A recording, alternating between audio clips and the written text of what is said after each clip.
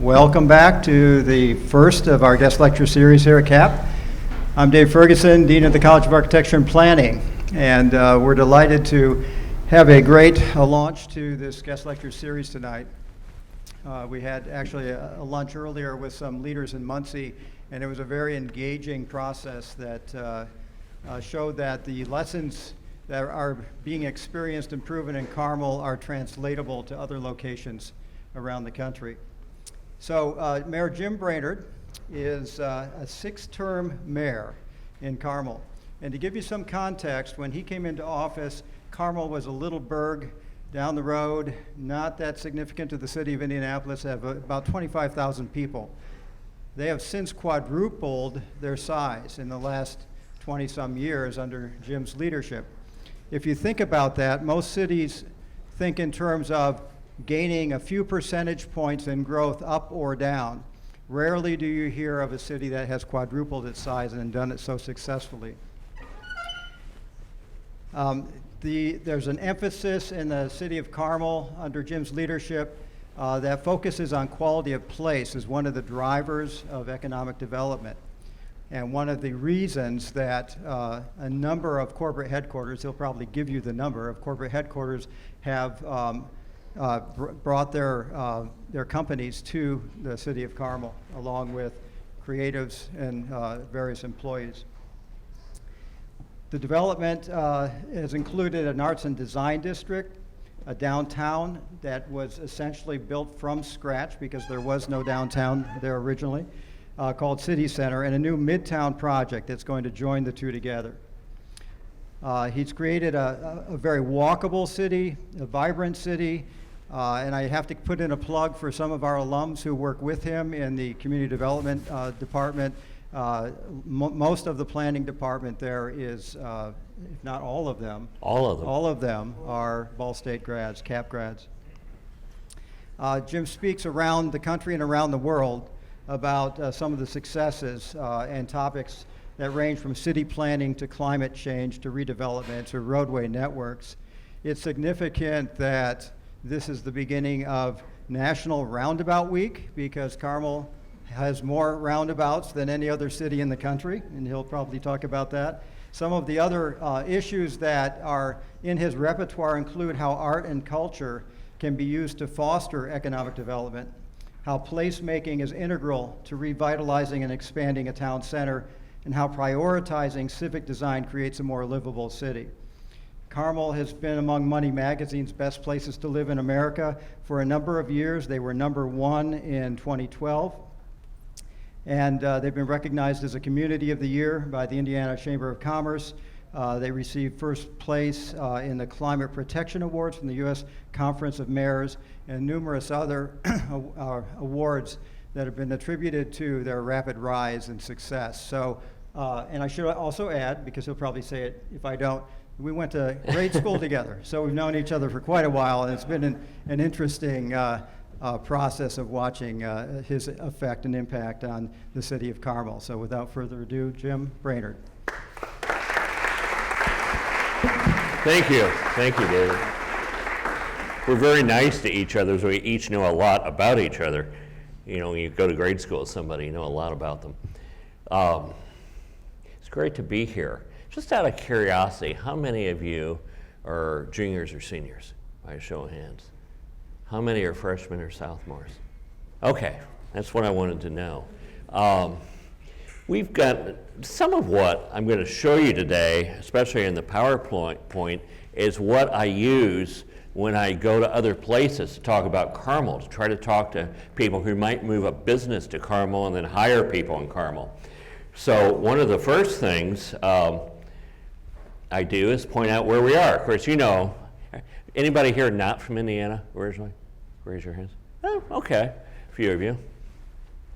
And we're what, for many years, is called a suburb. We're in the edge of a major traditional city. And suburbs didn't really get started, for the most part, until after World War II. We didn't have over 25% car ownership until after World War II. Think about your history class for a minute.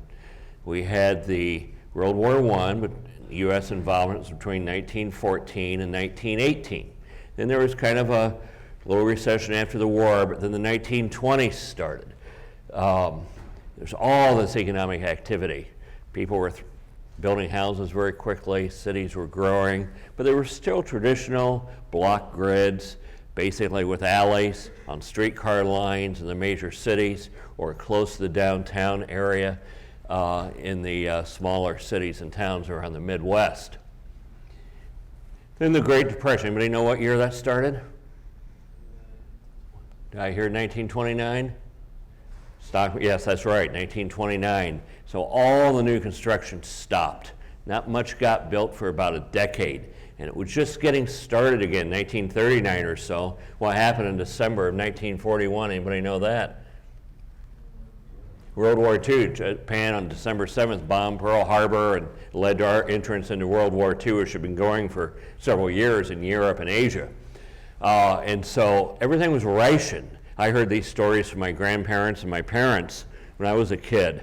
You couldn't go out and just buy gasoline for your car. You couldn't use steel, you couldn't use rubber, all these things you had to get a government coupon for because everything was going to there were ration cards. And so unless you had a war-related reason to drive, you couldn't go buy gasoline. So our cities were still basically walkable, powered by public transit in the larger cities, and we hadn't really spread out to the suburbs yet. Then after the war, what happens? 1946, soldiers come home. Usually there's a recession after a war because you don't making all this war equipment anymore, but we really didn't have much of one because Europe was in shambles, Asia was in shambles, all these cities needed to be rebuilt on either side of the Pacific and the Atlantic, and our industrial might was virtually untouched. It hadn't been bombed. And so all these people needed all sorts of products. And so our economy really picked up. And for the first time in human history, you had the average working person making a decent living. Probably really is the first time. And cars started rolling off the assembly plants. They converted all the tank manufacturing, airplane manufacturing back to automobiles. But we had never gotten over 25% automobile ownership because of the Depression and then the war. People had to put the cars they owned up on blocks, and ownership of cars actually fell. So suddenly, after the war, though, we decided to start designing our cities for cars, not for people. What was the condition of our cities in 1945? How were they heated? Anybody know that? Anybody grew up in an older house? You had an old bin on the side by the driveway. You dump coal in. That's what used to happen. You can still see these soldered up in a lot of older houses built before 1950. Older areas of any city in Indiana, they dump coal into the basement. You go down at night before you went to bed and shovel coal into the furnace. I remember coming to Indianapolis when I was about 6 or 7. My dad was a school band director up in the northern part of the state near Elkhart. That's where I met David. And used to bring students to music contests at Butler every year.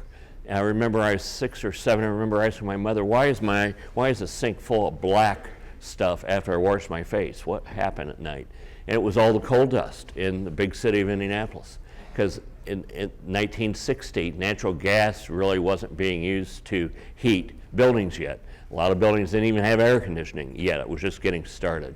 So it was still powered by coal. Anybody know when antibiotics were invented? Penicillin? It happened right before the war, before World War II. So they didn't know how to mass produce them yet, so they were using these antibiotics for the soldiers that were injured, but they really weren't out in the general public. And remember, between the Depression and the war, what wasn't happening?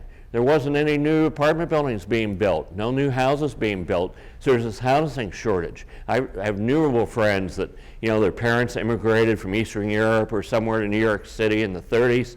They ended up having 2 or 3 generations in a small apartment, 1 or 2 bedrooms, maybe 8 or 9 people in New York City, Boston.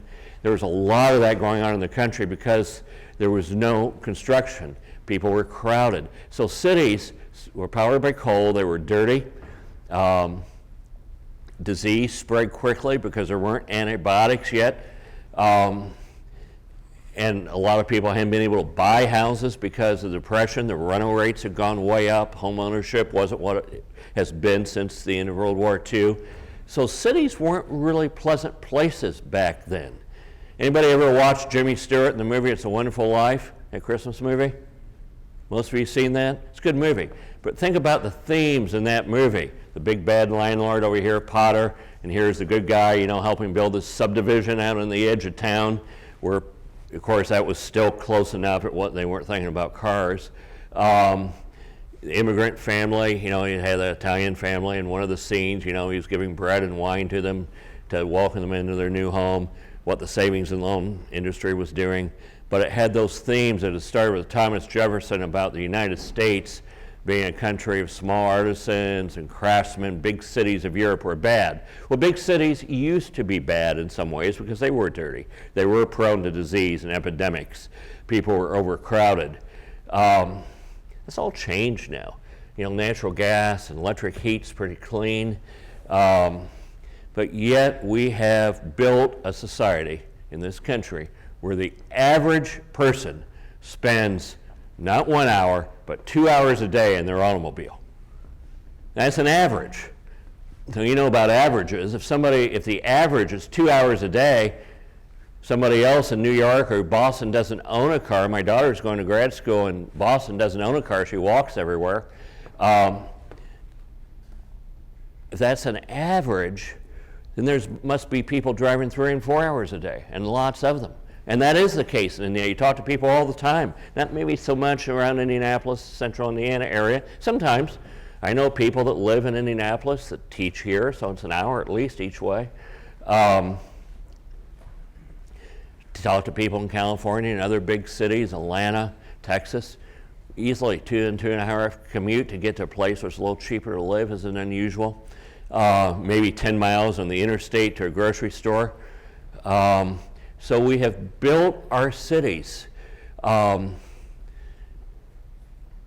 haven't been real thoughtful about how to do it. Think of the waste, just the general economic waste of having to build all those highways to take all those cars, the traffic congestion it takes. If somebody has to drive 10 miles to the grocery store as opposed to 1 mile, that means that road's 10 times bigger has to be it's 10 times more congested. Think about that. So what happened in the early 1990s? I remember the day that I did it, first time in 1991, November 9th. Remember that because one of my children was born later that afternoon. I remember the date. But I know what I'm talking about. You guys probably were not born yet, most of you. That was the day I popped in my first disk to connect to the internet. One of my clients called me. I was a lawyer. So every day I made the trek from Carmel to downtown Indianapolis, about a 40-minute drive, then back, hour and a half out of my day every day. But I had to be there because I needed to be, did a lot of real estate work, so I had to be close to the title, the other attorneys. I had to be close to the accountants, to be close to the developers that bought and sold projects, the builders, the title insurance people, the regular insurance people, all these professionals that I had to work with. You know why? Because we had to deliver documents back and forth to them. You know how you did that back then? You took them in at lunch hour and dropped them off at the office a couple blocks away, or you had an assistant that did it for you, or if you were a big fancy firm, you might hire a courier company or have a couple kids that are couriers to run documents around. And they were typed on typewriters for the most part, and you would then take a red pencil or a blue pencil and cross out you're negotiating a legal contract. The other side didn't like that phrase. They want to reword it. They'd send it back to me. I'd cross it out, use a different colored pencil. About every 3 or 4 versions, somebody'd have to retype it with what was agreed upon. You keep going until you got a negotiated contract. We used carbon paper to make copies. Of course, we had photocopy machines as well. We still use carbon paper to save money.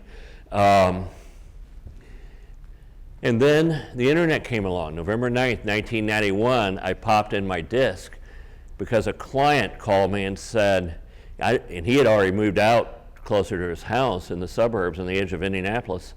And he said, you know, if you use this new system, this internet thing, I can just send you the contracts over the internet.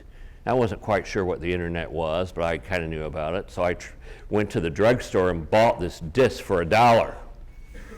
Popped it in. It was the old connection where you'd have different tones. Anybody ever, you guys know what I'm talking about? Okay. And it was slow. It downloaded. Took 4 or 5 minutes to download. And I had this basic AOL 1.0, America Online 1.0. I still have the same email address. Why change it, right?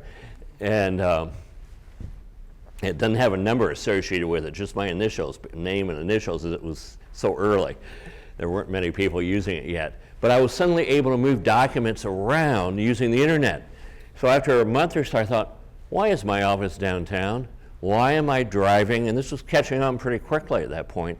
Why don't I move it closer to my house and get an hour and a half of my day back, save all that gas money?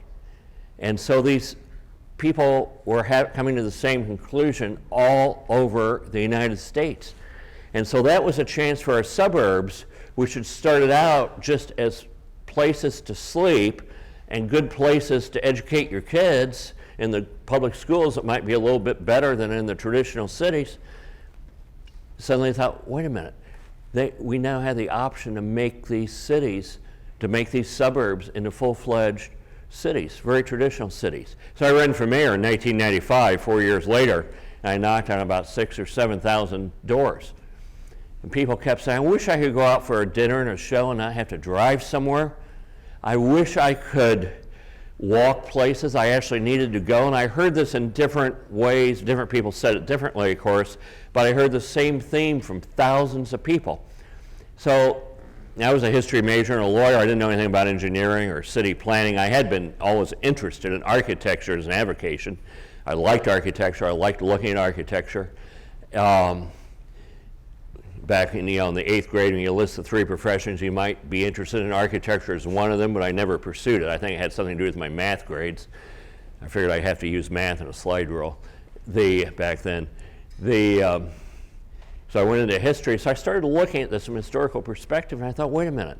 What people are saying to me is they want a very traditional city, a place where they can go out, walk places they actually need to go, look at the architecture. I had this theory that architecture got very uninteresting about the time that we all got in cars and started driving around and quit walking around looking at it.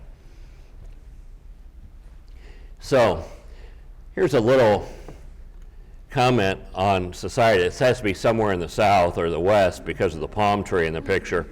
But think about this. Can you hear me in the back and way up there in the cheap seats? Do you pay less for those? You get a discount on tuition for being up there? I'll try to look up now and then and not forget you. These guys are obviously paying to go to this fitness center. You know, a monthly fee. It's what people do when they're adults. The university doesn't provide it. They have to pay, 10, 20, 30 bucks a month to go work out. But instead of taking the stairs to get to their treadmill and their elliptical, their Stairmaster, they are taking the escalator to get up there to exercise.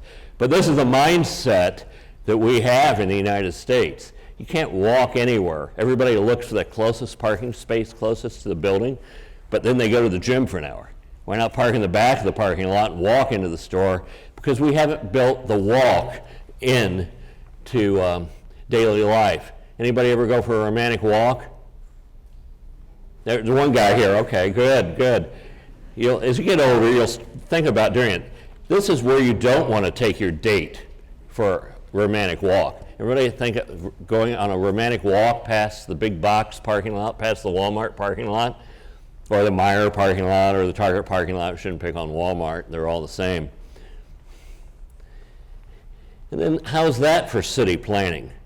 Look how much wasted space that is between those buildings. Anybody know how much a 2-lane road that goes for 1 mile cost in dollars today in the Midwest, in Indiana? A lot. That's the correct answer. Anybody want to take a guess? How much? No, not even close. Now this would be a nice road. Storm sewer, curbs, bike path, street lights. Try $12 million a mile. That's a 2-lane road. Of course, it varies a little bit depending on what the land costs for that new road. You know, some places are more expensive than others, but the other costs are pretty constant. $12 million a mile. So you have all this infrastructure. The farther you sprawl out, think what that does to the taxpayer. That takes money away from schools and social safety nets and all the things that people need to do. Never, architects and land planners in the room never designed that. Look at the amount of parking. And let's say I wanted to walk there. Do you think that really would be possible? Let's say I'm going to jump over the interstate. So we've built these things so you can't walk anywhere you need to go. All those stores in that traditional mall are surrounded by these gargantuan traffic lights. This is one of my favorites. Take a look at that one. Now, do you really want to be that pedestrian? How are they going to get across the other side with that traffic? And think about being in that traffic, in a car. Is that really adding your quality of life? Does that feel uplifting when you're sitting there? And then there's this. Now, let's hope nobody from Purdue did this. This is what they do at Purdue, the traffic engineers. Do we have anybody that's a civil engineer here? Ball State doesn't teach that, so probably not. So I can offend civil engineers at will, right, without hearing about it? It'll get back to them. This is going to last for 30 years. It's going to have to be rebuilt. Think how much concrete is in that. One of the things we did when we quit doing traditional neighborhood development, remember we used to have alleys to put the trash back and the mail would be delivered back there in the older homes. And then you'd have the porches up close to the street so people would actually sit in their porch before air conditioning and talk to their neighbors. And so you could walk somewhere. You had narrow lots because you had really wide lots like we do in our subdivisions. It'd be too far to walk somewhere you needed to go. So you have narrow lots that go back.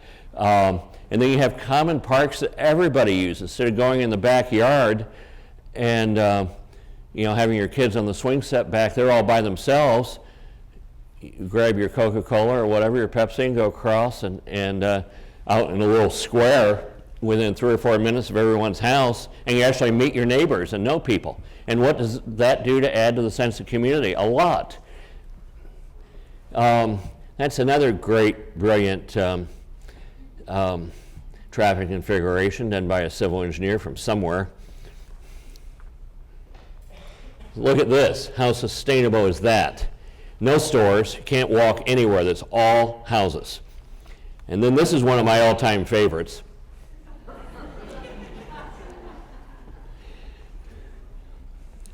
Let's talk about climate for a minute and density. You think more people put out more cars? Are you concerned about density and climate change? How many of you are concerned about it? Raise your hands. Pretty much everybody, okay. There's a lot of fiscal reasons to be concerned about it, even if you're not concerned about it from how's the earth going to be in 30, 40, 50, 100 years. But this is the city of Chicago. Oh, the next slide, here we go. City of Chicago. You see the lake there off to the right, and the slide on the left, you see all that orange stuff? That's the most carbon coming out of that area. And you see it's in the densest area where you have walkability and up the Gold Coast and Wrigleyville and that area. And you see blue, which is a lot less carbon output out on the edge, on the one on the left. Then you look at it a bit differently at the right, and that's a per capita analysis. Everybody know what per capita means? Per person means per head, translated directly from the Latin, per head, per person. And you see the per person output of carbon and energy is far, far less in the denser areas because people are walking places. The larger buildings are a bit more efficient. You don't have the sprawl. It's the urban sprawl that is causing a lot of the problem. So how do you handle a big box and get rid of that big parking lot and make it someplace people want to walk to? Well, here's what we did for the Dick's sporting goods store in Carmel. Put the cars in back. It's a pretty simple solution. You still have the big parking lot, but at least it makes it more comfortable for people to walk through that green space and the fountain and the park to get there. So Carmel, as Dean Ferguson said, had about 25,000 people in 19 '96 when I became mayor. Today it's over 100,000. We had a little 10 by 4 block downtown area. It was a traditional town that had been started back in the 1830s, like a lot of small towns throughout Indiana and the Midwest. And we knew we had 50 square miles. That happens to be double the land mass of the island of Manhattan in New York City, double. They're about 26 square miles, we're about 50. So we knew that little downtown would not work for us long term. We wanted to keep it, we wanted to put money into it, we wanted to see it thrive. Nobody really went there. There was an old beat up bar. There was an old Chinese restaurant that wasn't, many people didn't go there, and that was about it. A bunch of abandoned warehouse buildings. For those of you from Carmel, ask your parents about what it was like in 1995. So we put up the archways, we turned it in the Art and Design District. So how do we incentivize people to go there? So we want multi-story buildings up 3 to 5 stories. And people didn't do that in the suburbs. We had to work with the bankers and the developers to convince them to do it and incentivize it in the beginning. We added street trees, that's so important. We added public sculpture. We put up the archways to define the place so people from out of town actually knew when they got there. We have had hundreds of millions of dollars invested in that area over the last 20 years, and you could go there tonight, nice evening, still good weather, and there would be people everywhere on the street. We bumped out, got rid of parking spaces on the street, and actually created little outdoor dining areas on the street, made the sidewalk bigger, reduced the size of the vehicular street. That also controls speed. It automatically, instead of having to put police officers out there to write tickets for speed, just because the street's narrower, people drive slower. It's safer for pedestrians. That's our art festival going on. We created that logo you see, the multicolored one right below the, see, I have a pointer here. Oops, I'm on the wrong slide. Sorry, there we go. Right there, that logo, we created that, put that on all the street posts so that, street lights so that people know. All those buildings you see were what you call public-private partnerships. We put a lot of the parking underground. We paid for that with the new tax revenues. Anybody know what it costs to build a parking space underground? Take a guess. What? 34,000. I was going to say 35. Maybe you're exactly on. That's 30 to 35,000. That's exactly right. So that's expensive. It costs maybe 8 to 10,000 to build a surface parking lot per space. So it's a lot more, 3.5 times more expensive to put it underground, at least maybe 4 times, depending where and the bid. So we thought it was important, though, to get the cars out of the way. You still have to accommodate them. You make it pedestrian friendly, but let's face it, people still drive most places in most of our cities in the Midwest. So what we did, we took the taxes, it's called tax incremental financing, taxes from the new development, used to pay for a loan for the underground parking. But if you go up 5 stories, anybody know how property taxes are collected? It's per square foot. So much per square foot, maybe a couple dollars a year per square foot. So we have one redevelopment site right now. It's 9 acres, going to connect 2 of our redevelopment districts. It's an old, 95% of it's an old parking lot, few one-story buildings in the 1950s. Anybody from Carmel here? Mohawk Square, Monon Square, does that ring a bell where Soho Cafe is, guys?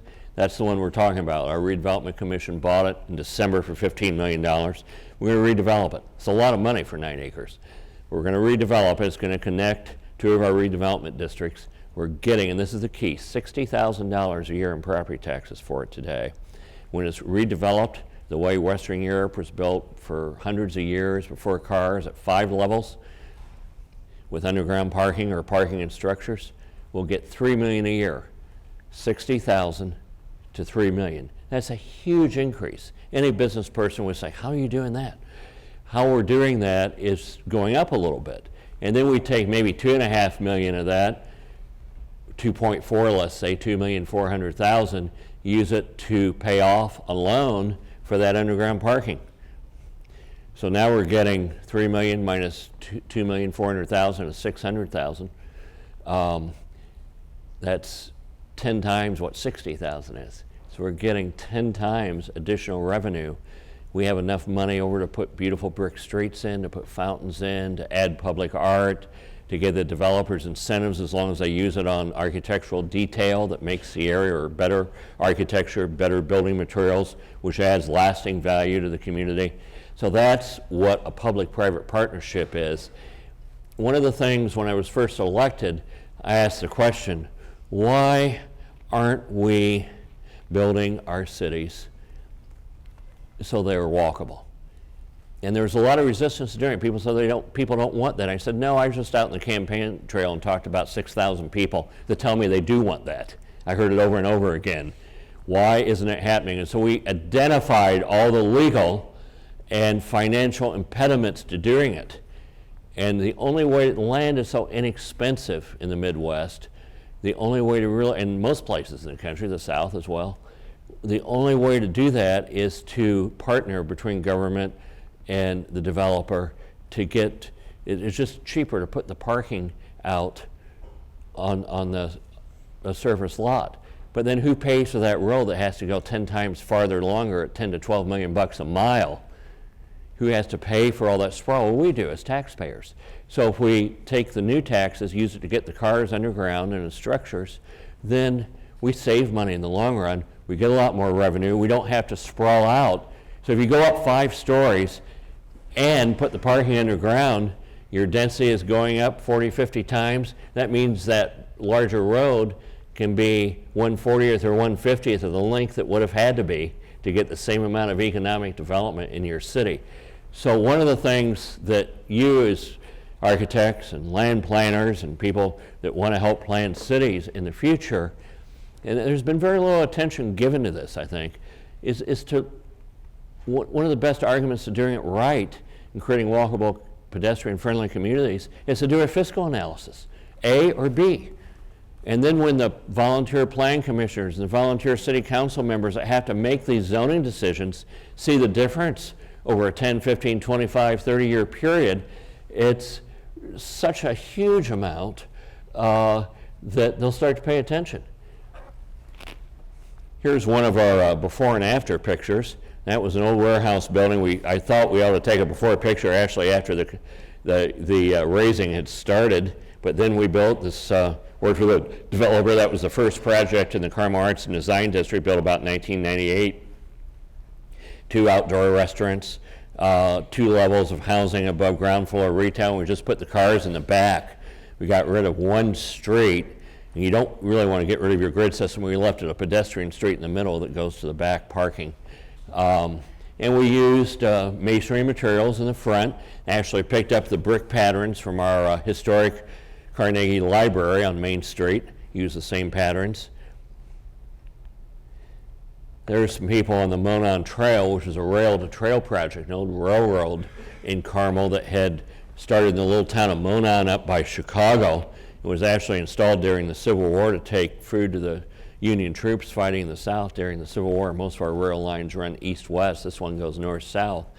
And so we turned it back into a walking and biking trail. We had to actually condemn and buy 246 pieces of property. For the lawyers in the room, they were classified as what's called a reversionary deed. When the deed, go to law school, you'll learn there's different types of deeds. A reversionary deed is a type that reverts back when the use for which it was given for a specified use, in this case a railroad, and when they quit running trains on those tracks, the court said it had reverted back to the original parcel from which it was taken back in the 1860s. So we had to go to the current owners of all those parcels, 246 of them, and make them an offer. Of course, the train company and the adjoining parcel owners were in a lawsuit trying to figure out who actually owned it, because the train company was arguing they weren't reversionary deeds and they should get our money. So it was a very complicated property acquisition process, but those railroad trail projects are very important and helpful. This is our beachfront property in Carmel. Now, if you look at that building on your left, that was one of our more recent public-private partnerships. See, I think it's in the second French Empire style. Did I get that right, architects in the room? That was the inspiration for it, at least. It has a center courtyard in it, which is a public plaza with a beautiful fountain and plantings. And below that building is where it gets interesting. 2 levels of underground parking, paid for by the taxes from that building, so it didn't take anything off the existing tax base. Anybody familiar with Topgolf and the IKEA store in Fishers? How many of you have seen that? It's on 50 acres. This is on 2 acres. Pays the same amount of property tax. So think about that from a utilization standpoint and a governmental standpoint, and trying to pay for all the things we don't have enough money to pay for. There's a picture of it. And there's a picture of the plaza in the middle. Isn't that beautiful? European-style courtyard. It's about making places where people can come together. And if you're going to have density like this, and people say, oh, it's high-density stuff. We don't want that. So I pull up a picture of Singapore on my phone and say, no, this is high density. Then I pull up a picture of Midtown, New York, so this is medium density, south of, in between downtown and uptown New York. Because of the structure of the island, they can't go up more than about 10 stories. I say this is medium density. And this is low urban density. We're not going to go above 5 stories. There's some interesting work out. It's a book called Urban Sprawl and Public Health written by one of the 3 authors, a friend of mine named Dick Jackson. Used to teach at UCLA in California. And he has a lot of data that show how bad sprawl is for health of people. obesity rates are 1/3 higher, where people can't walk anywhere they need to go. Even overweight rates are 1/3 higher. He's found the same data supports bad health if you go above 5 stories too. I had this illustrated to me the other day. It's lack of connection with the street life, I think. That's what he thinks as well, if you read his book. I was walking in our city center, and a friend of mine was up on his balcony about 3 levels up. And he saw me, he wanted to talk to me about something, a city issue. So he comes out in his balcony, it's in the evening, and he says, "Hey Jim, what about this?" We started having a conversation between his 3rd floor apartment and the city street I was on. It's a very traditional setting. And I thought, this is what Dick Jackson's talking about in the book. You're connected to life on the street if you don't go above about 5 levels. And that was the way Western Europe was built forever. How many of you have gotten to go to Europe at one point in your lives? If you get the opportunity to do some overseas study, take advantage of it and do it. Or work an extra job. Do that, it's worth it. When you get there, you count all these old buildings.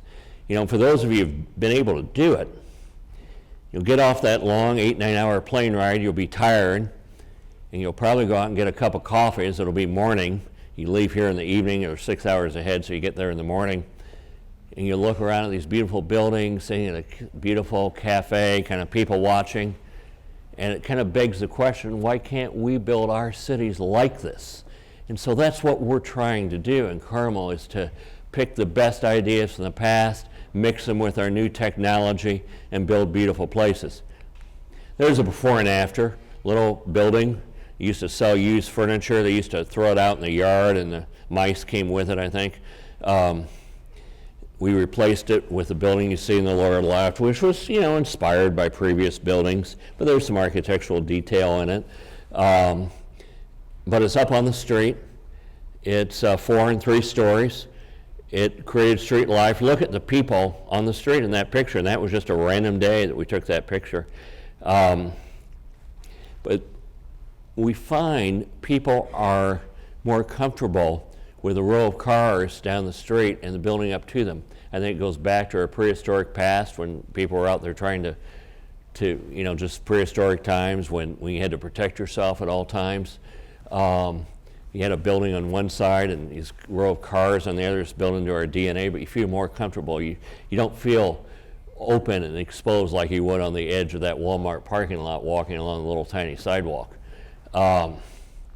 And this has been proven by a lot of data and people that have studied that sort of thing as well, massing of buildings. We initiated a bike share. We even put the trikes in that you see in the lower picture for elderly people and maybe kids with, or people with on the autism spectrum that can't balance, so they can get out and ride as well. There's some attention we gave to a little space between 2 buildings that led to a small parking lot. Instead of just an uninteresting passageway, we created a place where people can actually sit, check their messages, read a book. There's a small fountain just out of the camera view of that as well. You have to look at, to all, especially at higher densities, pay attention to these small details when you're building a brand new city or renovating a city.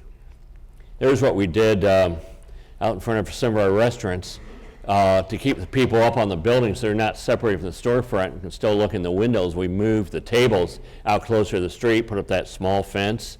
By encroaching into the vehicular part of the street, it really slowed down speeds. That's Main Street in Carmel. That's one of our public-private partnerships. Both of those are right there. And you see people use those areas. And they like dining al fresco or outdoors. We also we spend 1% of our revenues on public sculpture and the arts, 1 penny out of every dollar. And so that's a series of J. Seward Johnson's realistic sculptures. There was a fun place to start with sculpture. Some of the art students will say, oh, that's not real art. They're bronzes that are painted, but people have fun with them and they interact with them. It was a good place to start a public art program. We have 17 of them, the largest outdoor exhibit of this man's work, who works out of his atelier in New Jersey. If you're ever out there in Princeton, New Jersey, go see his, it's called Grounds for Sculpture. He has 35 acres. It's the former New Jersey State Fairgrounds. And it's filled as a sculpture park. It's an absolutely beautiful place. He's even taken a lot of the French Impressionist pictures and recreated the whole scene out of bronze, like the rowing party with the pond and everything. And they're fun. But these are fun because the Colts are going to play. They show up with t-shirts and sweatshirts depending on the weather. The weather person says it's going to snow. Suddenly they have stocking caps on. So that tells me the community is having fun. You stand there and watch. You see about 10 photos taken every 5 minutes of every one of these sculptures. So people do interact with them and have fun. This is in our art and design district. Some of these are newer houses, some are older ones, but notice how these are built differently than you'd see in a sprawling subdivision. Narrow lots, about 40, 45 feet wide, so you can actually walk places. You know, the lots, as I said earlier, are very wide. You're so far from a store, you can't get somewhere you need to go.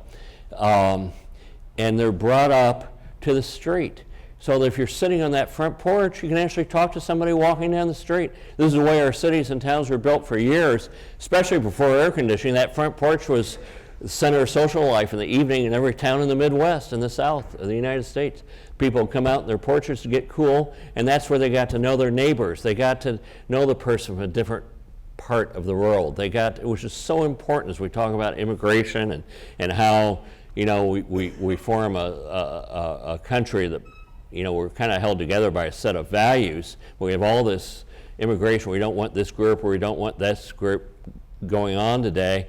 Part of it is because we've designed our cities so they're not built-in opportunities for people from different backgrounds, different religions, different countries, different races to actually get to know each other. And so we have to design our cities with places for people to get to know their neighbors. There's City Hall in Carmel. We sponsored lots of events to, again, same thing, to get people to know each other. We had a retention pond that was just meant to hold water behind City Hall. We have a sister city in Japan, so they donated us that sukamang, which means welcome gate in Japanese, gave us the cherry trees. We created a beautiful space out of it. Now, I've talked about our art and design district, which was our Old Town area. But then we came about 4 or 5 blocks south, as Dave Ferguson mentioned, and bought 80 acres to build a new downtown. And it was this old Kroger store that they'd moved across the street and abandoned it and left us that. It was in foreclosure. We bought it along with another 70-some acres, total of 88. And that's what we built in the bottom picture. It's one corner of it, anchored by a new concert hall and 2 small theaters. That's actually built on a parking platform. There's cars underneath those buildings. Here are some of the streets in that area. We paid a lot of attention to materials, to massing, make the streets small. Notice in that bottom picture how the sidewalks are wider than the pedestrian areas. Out at the crosswalk, they're bumped out. There you see our concert hall, which is, of course, inspired by the Villa Rotunda and Vicenza outside of Venice, or if you want to go back a little farther, Pantheon in Rome. You see in the top right picture our Veterans Plaza. It was done by an Indiana artist. Those two soldiers, a woman and a man, were in the reserves. They actually were the models in front of our reflecting. We wanted to put a monument to our veterans, not to our war, but to our veterans, all veterans, in a prominent place. This is the new hotel in our city center that's under construction right now. We call the Carmel. Michael Feinstein's club will be in the lower level, a supper club. Kind of like, have you ever watched the old reruns of I Love Lucy? I'm old enough, I saw them originally, they weren't reruns. The old guys in the audience get that. But it's that type of supper club. You go and see a show and have dinner. There's the concert hall, the inside of it. I believe that public architecture ought to inspire people and uplift their spirits. Create places, again, where the community can come together. So that's the Villa Rotonda in Vicenza, Italy, at the top left. And then that's our hall on the bottom, in the interior, and the top right. And there's the view of our farmers market and the reflecting pool behind it, right in the middle of our new downtown. This is our master plan downtown. You see the concert hall on the very far right of that photograph. Then you'll see that's our Christkindlmarkt, our German Christmas market. We include a Hanukkah booth. We try to include everybody. But that's ice skating with this market that goes for 6 weeks in December. We're trying to get people out in the community. Ice festivals and things that go on all year, just not in the warm weather months. We don't have that bad of weather here, just bad. I say there's no bad weather, just bad clothing. So we're trying to create a series of events in the winter as well. If you haven't been to this market yet, make a road trip down there over Thanksgiving or before the holidays after finals. There's more pictures from it. The Monon Trail will get up to 15,000 people a day. People commute to work on it. These trails are so important. Connecting different parts of your city, connecting every one of our city parks. We went from 40 to about 1,000 acres. It's connected by a trail. Here we create a little areas off the trail. We create little small spaces where people can relax when they're on the trail. This is a free reading library. We put in an old English phone booth that we got. We're building a new street called Monon Boulevard. That's actually about half of it's finished today. We used a design firm from Denmark that also we partnered with a local firm made up mainly of Ball State graduates, and so we got some ideas from Europe. Notice the red street's vehicular street. It's 9 feet across, which we talked to civil engineering students, fairly narrow. Some parallel parking along it. The bike path and the pedestrian paths double that. So we focus on pedestrians. You can't drive more than about 10 to 11 miles safely on that street, so we don't really have to patrol it for speed because people can't drive fast on it. Makes it safer for pedestrians. Then we have this plaza. Oops, went the wrong way there. Plaza at the far right. That's filled with people every night. It has ping pong tables that are weatherized, pool tables, a stage, a big screen you can't see in this shot that shows sporting events and movies. And it's bright enough you can even watch it in the daytime. You see that Sun King Brewery there has an outdoor deck. You have another, if you look at the Fort Canal restaurant here, it has outdoor dining. You've got that deck up there at Sun King and lower deck that's protected from the weather. All these people can take their food out here. They get carry-out food, ping pong tables, pool table, and this is a stage. Some adult swings over here. People can sit in big lawn swings. You got the being a twirly chair. You know what I'm talking about? We got some twirly chairs there too. Those are fun. That's the street. We're putting a lot of public sculpture, splash pads, making it fun, but the buildings are facing this new street. The back street for the cars is at the back of the buildings. We're trying to reverse it. Again, designed for people, not for cars. There's more pictures. There's the splash pad. There's the twirly chairs. There's the example I used for Topgolf. Look at the numbers there. IKEA 35 acres, Topgolf 15 acres, for a total of 50. Assessed value 50 million. AV per acre 1 million. AV stands for assessed value. Then Carmel, Sophia Square, that second French Empire building I showed you, 2.1 acres. We got 47 million. So the assessed value per acre is 23.5. And so the infrastructure needed for that is 1/25th what they needed for theirs to get the same amount of revenue. And I don't think anybody's going for a romantic walk past the IKEA parking lot. Okay, there's Keystone Avenue in Carmel. The top picture is looking at Indianapolis with a sign sprawl, I call it. And then there's the picture, we don't allow off-premise signs in Carmel. And there's the fact that it's a cloudy day in one picture and blue sky is just incidental. But the point is that doesn't it look nicer with the trees instead of the stupid signs? And you know, Wendy's wants a sign that's 50 feet tall, and McDonald's wants one that's 60 feet tall, and then Burger King wants one that's 70 feet tall, then Kentucky Fried wants 90 feet, and then McDonald's starts over and wants 95 feet, and it's just never ending. I want to be higher than my competitors. Just say no to all of it.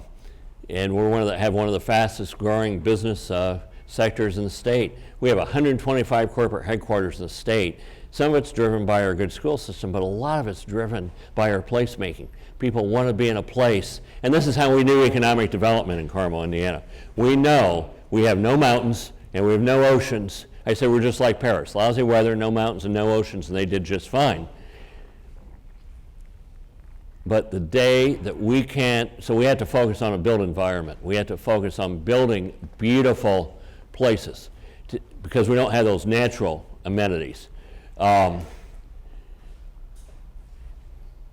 Moving into fall, you know, it is beautiful here. So we do have times of the year when it's beautiful, and sometimes in the winter, the starkness, the snow can be beautiful too.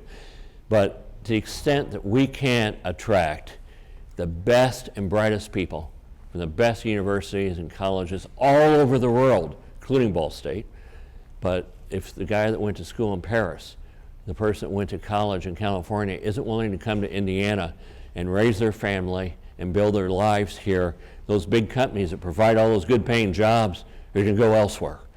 So it's vital that we build a place where people, the best and brightest people from all over the country are willing to come. So we had a 5-lane road called Range Line Road running down the middle of the city. Anybody from Carmel hear about complaints when we turned it into a 2-lane road called a road diet? Put a bike lane in, widen the sidewalks, put trees in the middle, slowed down traffic, vehicular traffic, so pedestrians were safer. We added roundabouts instead of the stop signs, and since we moved 50% more cars per hour in a roundabout than you do a stoplight, I said stop sign, I meant stoplight, a signalized intersection, we didn't reduce trip times. We just slowed down speeds, and it made it a lot safer. We put medians in the middle, and we use roundabouts. We can eliminate left-hand turns, which are very dangerous traffic maneuvers. You just go to the next roundabout and do a U-turn. That becomes much safer. I'll talk about roundabout safety in a minute, then open it up for some questions. There's one of our streets. We did a tree inventory of this new street. You see the bike path up above the curb, so it's safer. If you have room to do that, that's ideal. We left those old growth trees in the middle because we had the civil engineers. I insisted they do a tree inventory, and then we adjusted the road to avoid the trees. Novel concept instead of cutting them down, right? But the flowers in the middle, that's obviously in the spring when the daffodils are out, but made that beautiful, then brought up those townhomes right to the street. So I can't give a speech without talking about roundabouts since we have more than anybody else in the country. Anybody know why we do it? Number one reason. Somebody from Carmel must know this. We've been talking about it for 20 years. Safety. We reduce our injury accidents by 80%. Anybody in this room ever speed up to go through a stoplight or a yellow light or a green light? No one's admitting to it. Okay, I will. I do it. Everybody does it, right? Even you see that green light. I caught myself here in Muncie coming here today. I was running just on time, not quite late, but just on time. And here's a light. I thought that light's been green for a while. It's going to change. I accelerated. I thought, see, I'm doing it. That's what everybody does. And so we know what the human error rate is about 1 to 4 out of a million in an intersection are going to crash. So is it going to be a high-speed crash as I just gunned it to get through that green light? Or is it going to be a low-speed crash because everyone has to slow down at the roundabout? A pedestrian, for instance, has a 90% chance, 95% chance actually of dying if they're hit by a car at 50 miles an hour.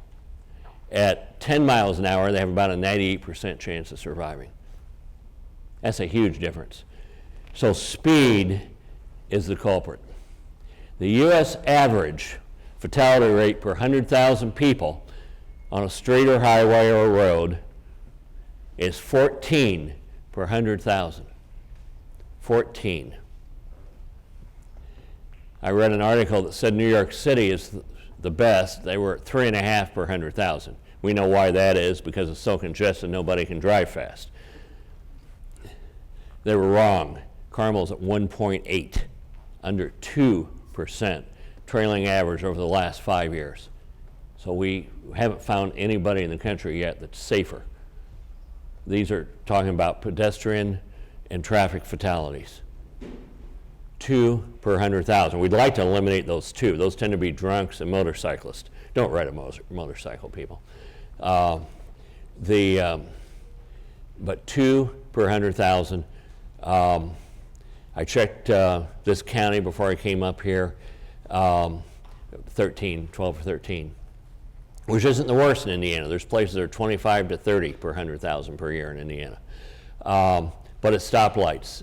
Stoplights create a false sense of safety. Even you have accidents. You think 1 to 4 out of a million isn't that many, but if you have 100,000 people, do the math, there's a signalized intersection a day, that's 1 to 4 accidents every 10 days. If you have 50,000, that's 1 to 4 every 20 days. You can just do the math, 25,000 every 40 days. But still, 1 to 4 accidents. So it does make a difference. Anybody know about the environmental benefits of roundabouts? Anybody here a physics major in high school, or take physics class in high school? Okay, talk to me about the law of momentum. What's it say? Well, it's a mass times velocity, so that when you increase your mass, you have more movement and momentum, but when you also increase your velocity, you have more momentum, so it's harder to stop. Yeah, okay. And it takes more energy to go from 0 to 15 than 15 to 30, right? This is why, what he rattled off is why I went to law school and was a history major, not a science major. Very good, you did that well. But it's the law of momentum. Going from 0 to 15 takes, what, 3 or 4 times the energy from going from 15 to 30? So the idea in the roundabout, most of the time you don't have to stop like you do at the traffic light. Half the cars at least are stopped half the time, probably higher than that with the turn lanes. The roundabout, you just slow down, you don't come to a complete stop. Our city engineer took that formula, figured out we're saving 30,000 tons of carbon a year with our 126 roundabouts this year.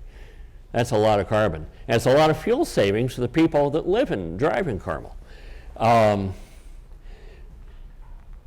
You angle them. Now, roundabouts are different than the big rotaries you see in the Northeast, or the Monument Circle in Indianapolis would be a rotary. Those, because they're bigger, it's counterintuitive. The bigger they get, the more dangerous they get because speeds get higher. You're not angled when you go into it, so you get T-bones instead of side swipes. So, as architects and land planners, you'll have some fights with civil engineers over the, Purdue actually has me come and speak occasionally, and I give the engineers a hard time about, you gotta think outside the box, and just because you've done it this way forever doesn't mean it's the best way. Didn't have any engineering training, so I could challenge these guys and say, why are we doing it this way? It doesn't work very well. Then we did roundabout interchanges too. That was Keystone Avenue before we fixed it. That was 106th Street, which we did in the summer of 2007, so 12 years ago. But you couldn't cross that street. Think about crossing that street as a pedestrian. Nobody did that. It was like the Great Wall of China. Now you can walk around. All you have to do, you see that little red pedestrian path at the side? All you have to do is cross the exit or the entrance lane, look in one direction, walk through the middle, look in the other direction. Much, much safer. First day that was built, I drove over it, saw some guy walking across, reading a book, walking across Keystone Avenue. And we saved 43 houses. If you'd done a tight diamond interchange, which is what the engineers will promote a lot of times, you have to start drawing those stoplights farther and farther out because of the queuing distance between the two lights, the line between the two lights. Here, because of the constant flow at the roundabouts, you don't need that much real estate to do it. We believe putting public sculpture in our roundabouts, that's a sculpture called Beacon Bloom, LED lights done by a man named Arlen Bayless, who teaches at Anderson College. Came from Wales originally. He just installed a new one this week in Carmel as well, which is 3 big roses. But we see the roundabouts as a great place to put beautiful public sculpture as well. We're working with the lighting lab. IDEA is the official name here in your college. Come up with some ideas for a 911 tower and a water tower right in our, did I get that right, IDEA? IDEA, is that how you say it?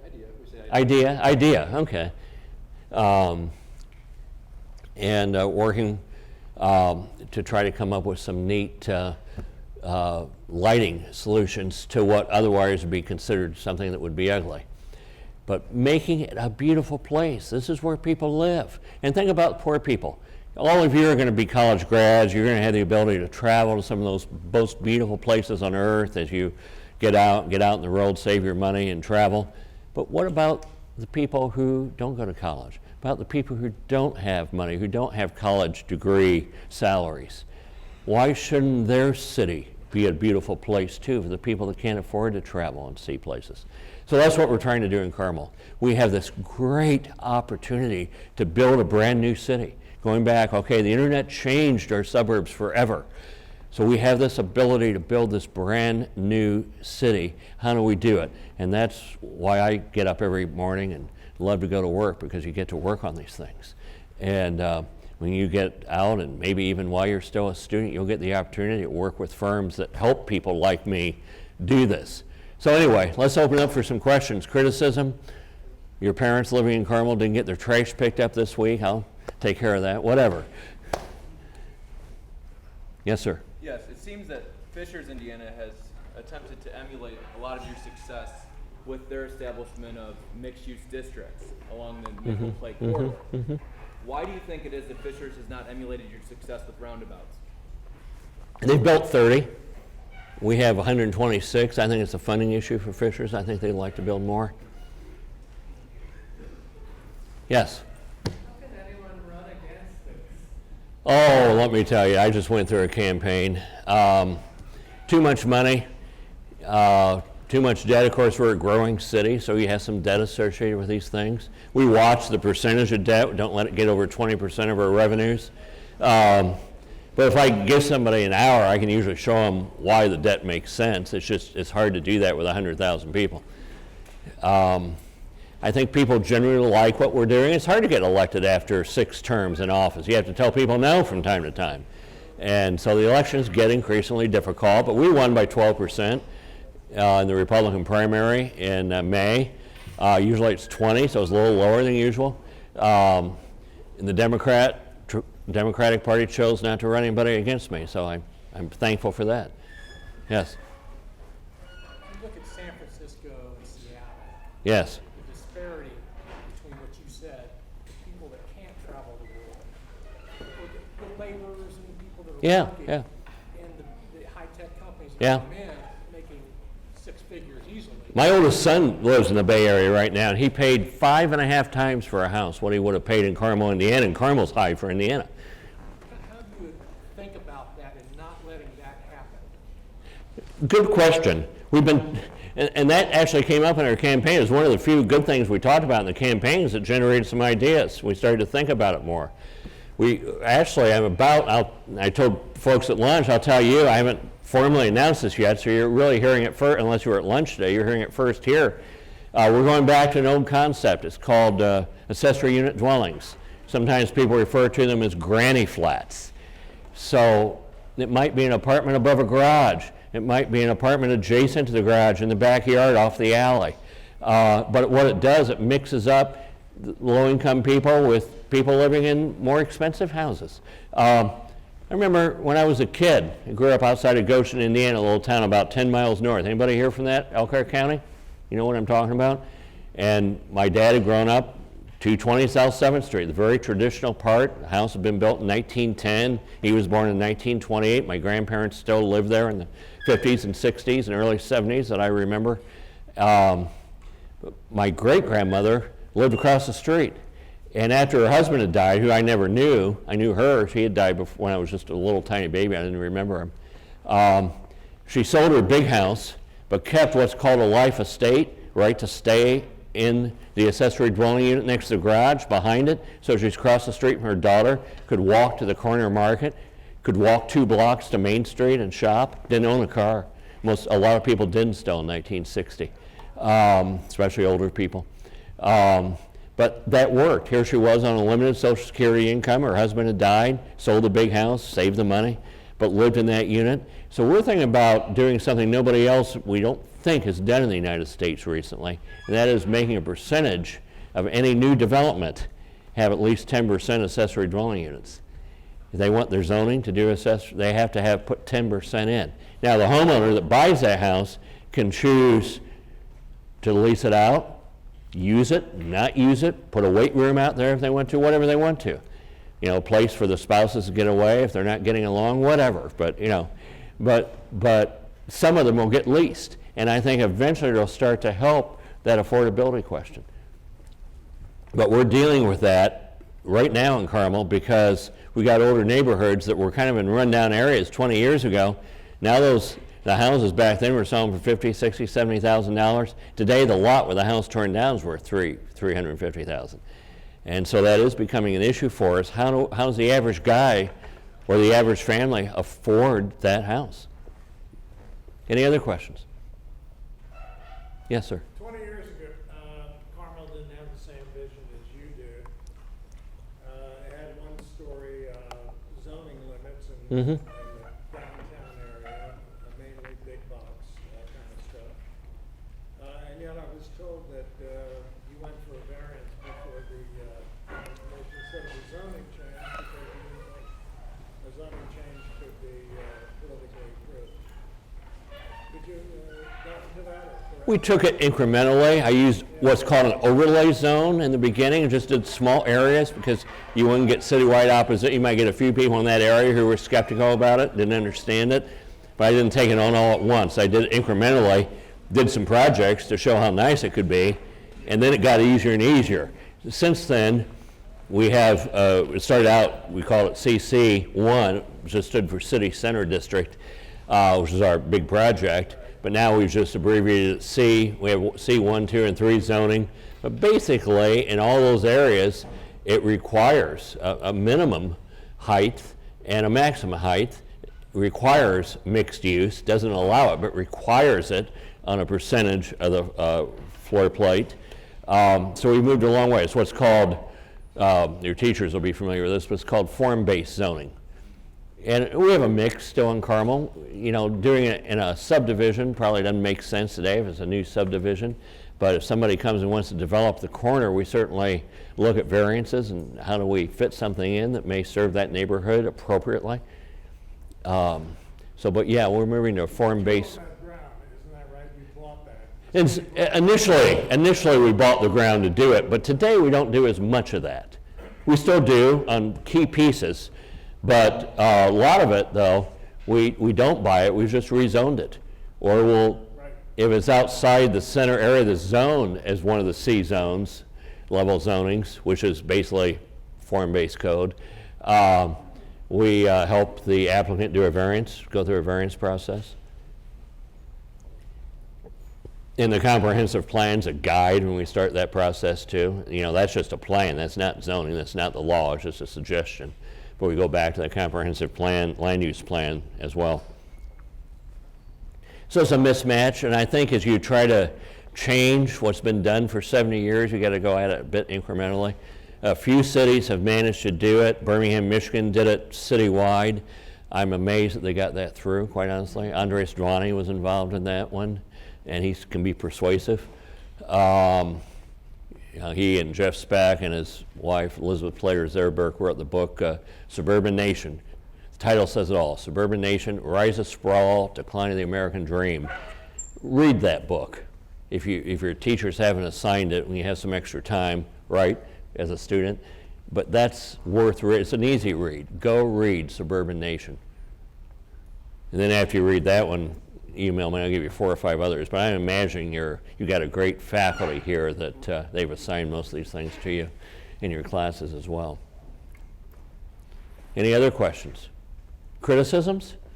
This is an academic institution. It's okay to criticize. We need to kick ideas around. Yes, ma'am. So many cities in the Midwest plan for depopulation. What are some of the biggest challenges of the rapid population growth that you've seen? Our biggest challenge right now is workforce. We have so many employers that can't get the employees they need. We are growing. One of the problems that I see in the horizon is people don't want a 5,000 square foot house on an acre. And we have this huge amount of sprawling, beautiful subdivisions that are aging, 30, 40 years old at this point, and those prices are not going up. The prices, you know, I see people every day, they're selling their $600,000, $700,000 house out on the edge of Carmel on half an acre, you know, beautiful homes, but on big lots, can't walk anywhere they need to go, selling them, trying to buy a much smaller house in our center core so they can walk to restaurants, they walk to the dry cleaners, they can walk to the library, the schools, our concert hall and theaters, the Monon Trail, all these things. And so that's going to be a problem. Our housing stock is not appropriate. You know, a lot of suburbs for many years said, if you want to live here, you have to live in a subdivision. We're not going to allow apartments. We're not going to allow, and besides all the racial and economic overtones and people that can afford big houses, even that set aside, here is government telling people, if you want to live here, this is how you have to live. You have no options. We don't want apartments. We don't want townhomes. We don't want condos. And so it's so important as a community, when you plan a community, to make certain that you have options for people. I remember one day I ran into a guy was walking my dog, my neighborhood, and it was a moderately priced neighborhood, but you know, half-acre lawns, and he was out staring at his lawnmower. Now, everybody in this room from the Midwest has operated a lawnmower, right? Anybody that hasn't? This guy was looking at it like it was from Mars. So I said to him, I said, ever used one of those things before? And I called it right because he answered me in one of the strongest Bronx accents I'd ever heard. And he said, no, I grew up in New York City. We didn't have yards. I had a 4-foot space. We planted some flowers in, about like this, he said. He said, I don't know how to turn this thing on. I said, you put oil in it? He said, it takes oil. And so I showed him how to put oil and gas in it. We kind of got to be friends. I'd see him every day when I walked the dog. And he had little kids at the time, put up a swing set in the back. He said, you know, I'm never moving back to New York. I love the Midwest. I love Carmel. Then one day I saw his house go up for sale.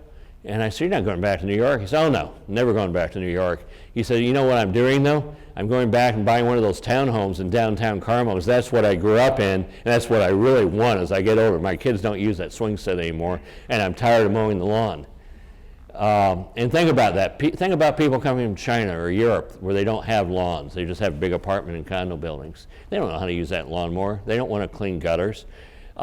It's not for everybody. So having a variety of housing stock, I think, is really important if a city wants to be competitive. If you want to be competitive for a diverse global workforce, you got to have options for people. Any other questions? Well, thank you very much for having me. This has been fun. I hope that it was helpful to you.